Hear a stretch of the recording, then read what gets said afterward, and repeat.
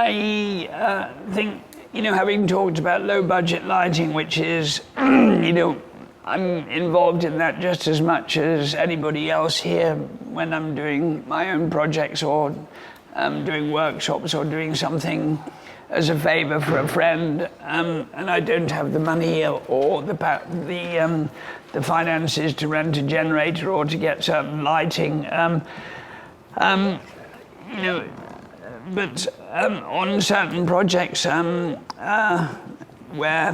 it's not a matter of whether money's no object, it's just sometimes you have to do certain things to solve certain problems. And just recently on an episode of House, we did a bull riding sequence, and the script writers quite adamantly, wrote in the script that they wanted to shoot at 1500 frames a second. And we all looked at that and I thought, uh-oh. And because what 1500 frames a second means is that the camera's basically running so fast that effectively your shutter speed is so minute that you need a massive amount of light to make up for it, because each time, if you wanted to stay on the same stop, for example, say you wanted to stay at T4, every time you double your frame rate, you have to double the amount of light that you have. When it gets up to 1600 frames, you're basically talking about finding an extra, I think it's 6.5 stops of light. So it's like having to shoot at, I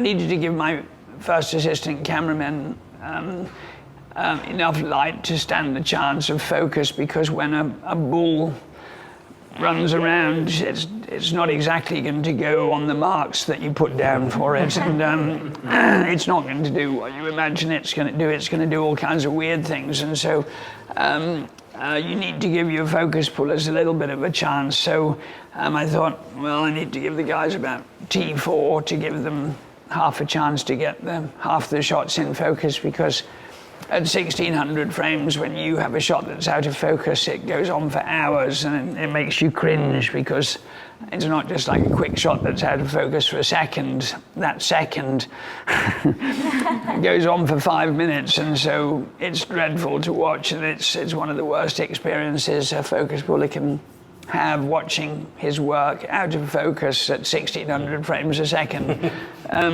So we had to find 6.5 stops of extra light on an interior, because it was a rodeo ring down in California with, bullpens and all of that kind of stuff. And, a fairly massive place. I mean, rodeo rings are really, quite big. It was about 150 feet by 150 feet. It was a kind of circle, sort of oval type shape.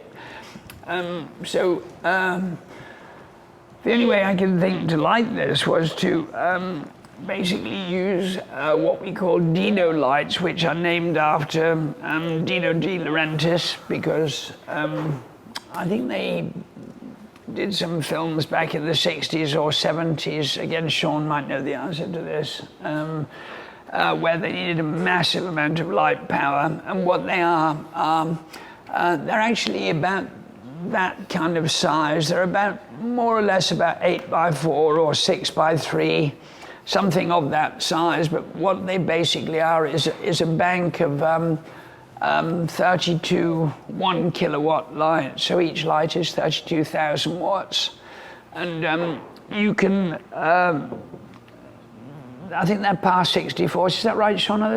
Yeah, par 64s, and which are about that kind of diameter, and they come as floods and spots and mediums and so on and so forth. But we went for mediums just to sort of give ourselves a little bit more punch.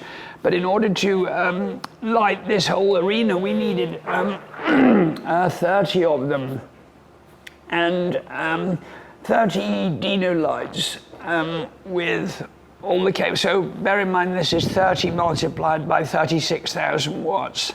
It wasn't so much the lamps, but it was actually the weight of the cable to carry all the ampage to these lamps that was so heavy that the structural engineer of the buildings sort of said, there's no way in a million years I'm going to let you hang those lights off my ceiling because it'll cause my building to collapse.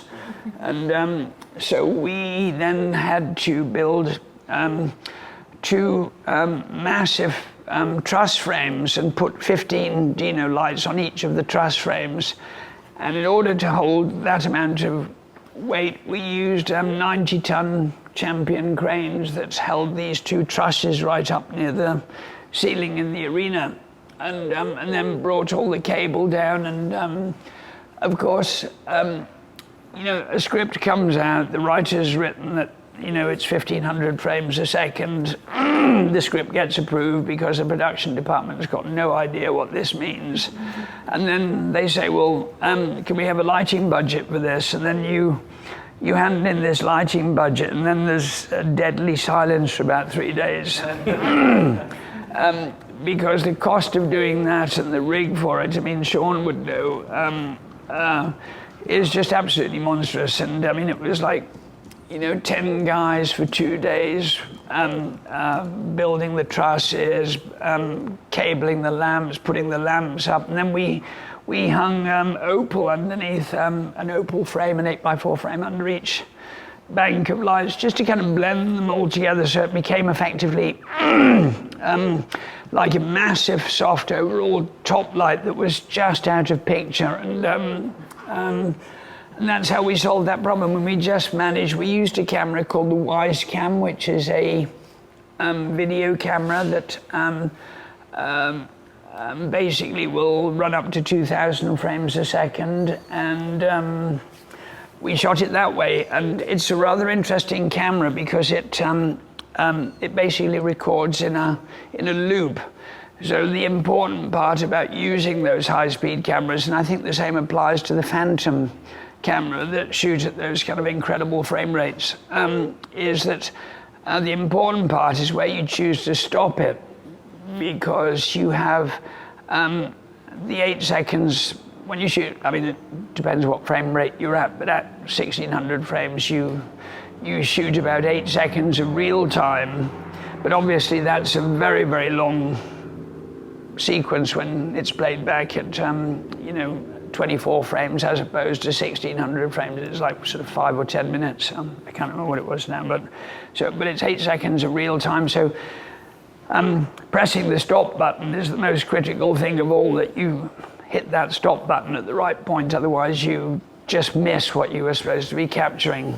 And so it's really quite tricky, and there's a lot of frayed nerves and all of that stuff, but it worked out really well. And when you see, I think it was probably about episode 18 or something like that of the last season of House, when you see a 1,200 or 1,400 pound bull floating through the air like a bubble, you know, sort of in slow-mo, it really is quite a remarkable sight. You see things that you would never believe possible, like bull snot flying across frames, sort of like, you know, for a minute. I mean, you see things, it's almost like motion analysis. I think most of these very, very high-speed cameras were kind of developed to see what happens to a jet engine when it smashes itself to pieces, or an engine. You know, they were designed for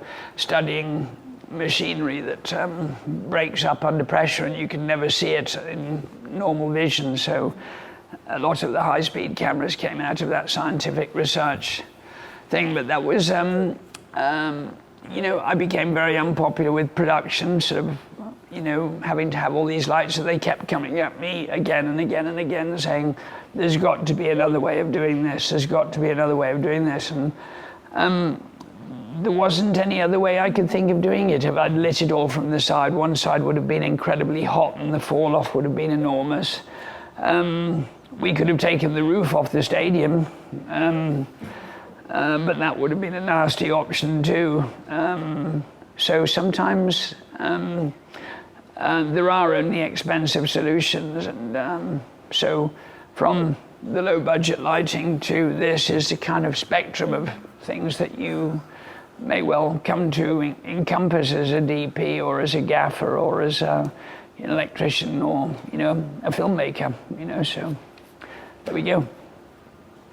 So I think we should if there are any questions on that, it'd be great, and then we should take a little bit of a break because I've forgotten what we're supposed to be doing next. Everybody enjoyed that story. There's not a lot of direct questions other than Movies by Daypool saying, why not shoot it in an outdoor rodeo arena? Because first of all, I don't think there is one where, you're limited on locations in most cities by what they call the zone, and you have to stay within the zone. So most rodeo rings are kind of, I think, interior because of, keeping people out of direct sunshine. They like to have some kind of weather protection rather than just it being an open air kind of situation. But that was the rodeo ring that was chosen by the director and the location department. So there wasn't a choice, Yeah, I enjoyed that story yesterday of you talking about all the power that it took to light that scene up. That was really cool.